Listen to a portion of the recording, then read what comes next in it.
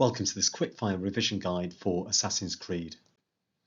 The first thing you need to do is explain what a franchise is, as Assassin's Creed is not a single game, but it is a franchise. Of course, the first sentence here pretty much sums that up, so you need to learn that. Having explained a franchise, you can then maybe apply Hessenhal's theory. Hessenhal says that the media minimise risk and maximise audiences by reformatting cultural products. What this means is they sell what has already been successful again. They can't sell exactly the same thing because they've already sold that, so they have to change it a bit. So they base it on a successful model. And now we'll turn our focus to the product context. You may be asked questions on context with Assassin's Creed, and one way of doing this is to think about the history of Assassin's Creed as a franchise. There's loads of videos on the history of Assassin's Creed that I recommend you watch on YouTube, and you can just go through them. But what you've got to do is think about all those games and think about the common features that hold all those games together. So, for example, there is a conflict between the Assassins and the Templars. There is also a historical period, a unique historical period for each of the games. And of course, the player takes on the role of the assassin, a descendant of the assassin. So we are placed on the side of the assassins. The Assassin's Creed franchise starts in 2007 and has 12 past versions of it. However, it is being updated in 2023 with Assassin's Creed Mirage. Assassin's Creed Liberation from 2012 was unique in that it was first released on a PS Vita to encourage mobile gaming. It also had a female protagonist in order to widen the audience for this franchise. We are focusing on the Assassin's Creed Valhalla from 2020, and I recommend you have a look at some gameplay from this. There's plenty of it on YouTube. You should also gain some knowledge of the history of Ubisoft. This is an independent company, but it's a massive company that has been extremely successful with video games, but not just Assassin's Creed. It does in fact own many franchises that you should maybe mention sort of 2 or 3 in addition to Assassin's Creed. Okay, distribution and circulation. So as well as making games and many different video games, Ubisoft are also vertically integrated because they're able to get their product to audiences. This is known as distribution and circulation.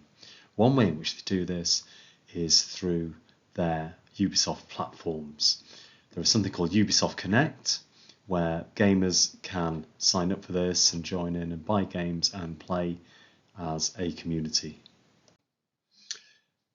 Instead of buying games in an old school way from a store such as HMV or other video game stores, gamers can now subscribe to what's called Ubisoft Plus.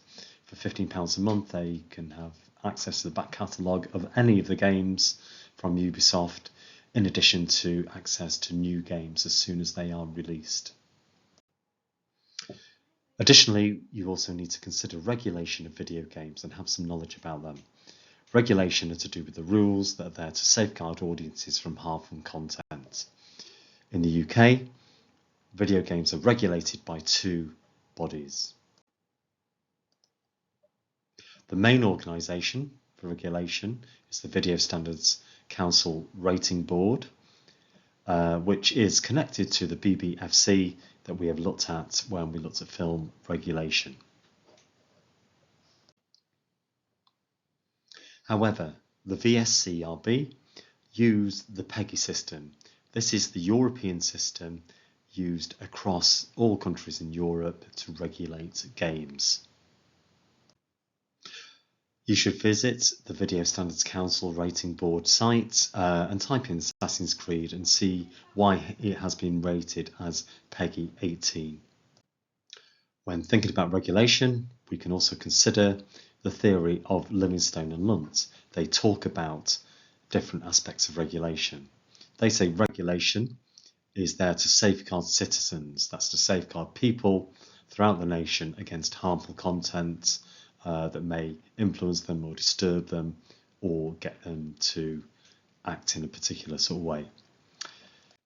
Additionally, it's there to safeguard consumers. So when we buy things like games or even our phone contracts, it safeguards and checks prices are fair for consumers. However, they go on to say that regulation in the digital age is very, very difficult. Of course, if content is coming from within Britain, they can regulate that much easier.